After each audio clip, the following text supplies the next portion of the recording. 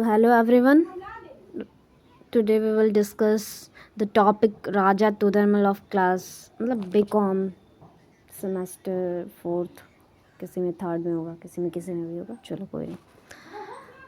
तो गाइज राजा तोदरमल जो थे उनको राजा का जो टाइटल था वो अकबर ने दिया था, क्योंकि वो उनकी जो भी कंट्रीब्यूशंस थे रेवेन्यू सिस्टम के लिए, उसके लिए उन्होंने राजा उसे एक टाइटल दिया था। ये इस अकबर से पहले शेर शाह सूरी के भी अंडर में काम किए थे, जिसकी वजह से इनको बहुत सारे एक्सपीरियंस था। इन्होंने बहुत ही छोटी उम्र से स्टार्ट कर दिया था। फिर उन्होंने दहसाला सिस्टम, जिसको जब्त सिस्टम भी कहते हैं, उससे इंट्रोड्यूस करा था, और ये एक बहुत ही ज़्यादा अच्छा सिस्टम था, जिसमें कि अच्छा सिस्टम या फिर सिस्टमेटिक था। इसकी की फीचर क्या थे राजा तोदरमल टैक्सेशन पॉलिसीज़ की? तो दहशाला सिस्टम 1580 में इंट्रोड्यूस हुआ था, जो कि एक रेवेन्यू कलेक्ट करने का सिस्टम था। तो इसमें जो रेवेन्यू होती थी वो एवरेज प्रोडक्शन जो भी होता था 10 साल पास्ट के 10 साल के एवरेज जो होते थे उसके अकॉर्डिंग फिक्स की जाती थी।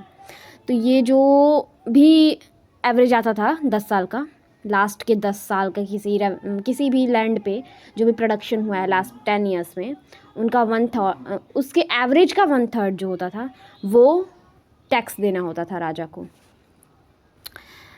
तो ये या तो कैश में दो, या फिर जो भी अनाज हुआ है, या फिर किसी तरीके से कैश में दो या काइंड में दे सकते हो। उसके अलावा लैंड का मेज़रमेंट किस तरीके से होगा इनकी पॉलिसी के अकॉर्डिंग, वो भी उन्होंने दिया था।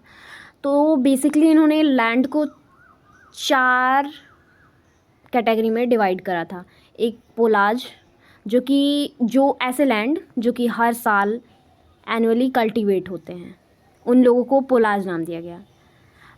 परती या फिर परौती जो होता था वो उस लैंड को कहा जाता था जो कि कुछ समय के लिए, कुछ शॉर्ट पीरियड ऑफ टाइम के लिए उसको फर्टिलिटी रिगेन करने के लिए, मतलब दोबारा से फर्टाइल होने के लिए छोड़ दिया जाता था अनकल्टिवेटेड, तो उनको परौती या फिर परती कहा जाता था।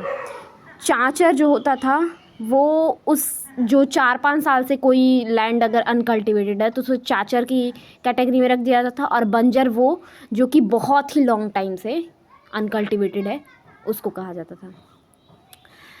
अब तीसरा कैसे रेवेन्यू कलेक्शन होता था? तो रेवेन्यू जो होता था वो गवर्नमेंट के ऑफिसर्स जो होते थे उन लोगों के द्वारा कलेक्ट किया जाता था। ठीक, रेवेन्यू जो था वो एसेस की जाती थी, और उसके अलावा प्रोडक्टिविटी ऑफ लैंड के अकॉर्डिंग होते थे। कितनी अच्छी लैंड है उतनी ज़्यादा रेवेन्यू लेना होता था। ठीक, चौथा क्लासिफिकेशन ऑफ क्रॉप को कैसे क्लासीफाई किया गया था? तो क्रॉप को क्लासीफाई किया गया था, और टैक्स रेट भी जो होते थे वो फिक्स होते थे उसी के अकॉर्डिंग, जैसा क्रॉप उस हिसाब से टैक्स लगेगा। अलग अलग रेट, जैसे कैश क्रॉप है तो अलग रेट होगा, फूड क्रॉप है तो अलग रेट होगा। अब कैश क्रॉप क्या होता है आप ये भी लिख सकते हैं। कैश क्रॉप जिससे बेसिकली कॉमर्शियल क्रॉप, जो खाने के लिए सिर्फ ना उगाए जाते हो, बल्कि उससे ज़्यादा काम ये होता है कि वो बाज़ार के लिए, जो पैसे कमाने के लिए हो, जैसे कॉटन हुए, जूट हुए, फिर आपके ऐसे ही जितने क्रॉप्स होते हैं बहुत सारे हैं। अनाज भी हो सकता है, वो खाने वाला भी हो सकता है, लेकिन उसमें भी अच्छी क्वालिटी का कोई जो नॉर्मल यूज़ में ना लेता हो इंसान। चलो कोई नहीं। Accountability and documentation. अब सबसे अच्छी चीज़ सिस्टम यही थी कि उनकी कि मतलब हर एक चीज़ की अकाउंटेबिलिटी होनी चाहिए, डॉक्यूमेंटेशन होनी चाहिए, प्रॉपर हर चीज़ को मेंटेन करना होगा, डिटेल्ड रिकॉर्ड रखना होगा, ताकि चीज़ें सिस्टमेटिक वे से हो। उसके अलावा पटवारी होते थे जो कि विलेज के कीपर्स होते थे, उनको मतलब जो रिकॉर्ड्स होते थे, जो रिकॉर्ड रखने वाले होते थे, उनको पटवारी कहा जाता था, जो कि रेवेन्यू के रिकॉर्ड्स को रखते थे। अब यहाँ पे लोन का भी इंट्रोडक्शन हुआ। उन्होंने कहा कि मतलब जैसे जो किसान लोग होते हैं उनको पैसे की ज़रूरत होती है, और पैसे के लिए वो लोग दूसरों से लेते हैं, जो जिस भी व्यक्ति से लेते थे वो उन लोगों को प्रताड़ित करके किसी भी तरीके से उनका शोषण करते थे। तो उस डेप्ट के प्रॉब्लम से उनको निकालने के लिए इन्होंने लोन का इंट्रोडक्शन करा था। तो इसमें पीजेंट्स को लोन प्रोवाइड की जाती थी, जिसको तकावी कहते थे, ताकि वो एग्रीकल्चर को इम्प्रूव कर सके और उनको एनकरेज कर सके कि आप एग्रीकल्चर को करो, जो कि हेल्प करेगा ज़्यादा रेवेन्यू में, ज़्यादा एग्रीकल्चर ज़्यादा रेवेन्यू।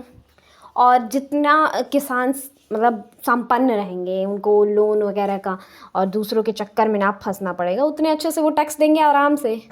नहीं तो एक उधर लोन का टेंशन, इधर टैक्स भी दो, फिर वो हड़ताल वगैरह करते रहते थे, जो जाने रहे आप, ये तो है ही, रियलिटी है। उसके अलावा मिलिट्री का भी रोल था उसमें।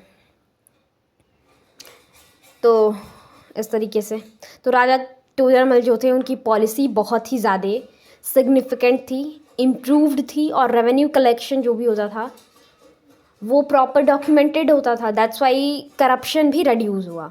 और इस तरीके से इनकम मुग़ल एम्पायर था, उसका कलेक्शन जो था, रेवेन्यू, वो भी इंक्रीज़ हुआ।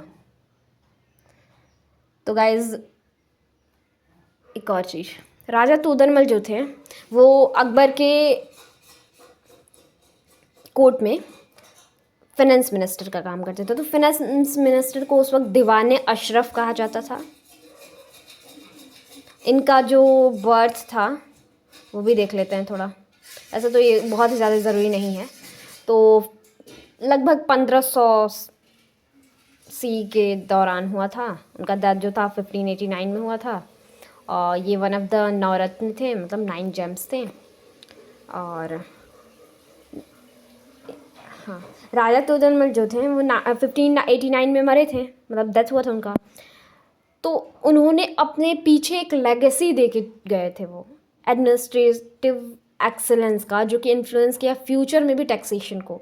और आज भी इंडिया में टोडरमल को मतलब बहुत ही ज़्यादा माना जाता है, जैसे कि क्योंकि वो कह सकते हैं फादर टाइप, इन्होंने इंट्रोड्यूस करा था इतने अच्छे सिस्टमेटिक वे में। था तो पहले भी, लेकिन इतना सिस्टमेटिक नहीं था। ओके, हाँ, ये एक हिंदू खत्री फैमिली में जन्म लिए थे, यूपी में।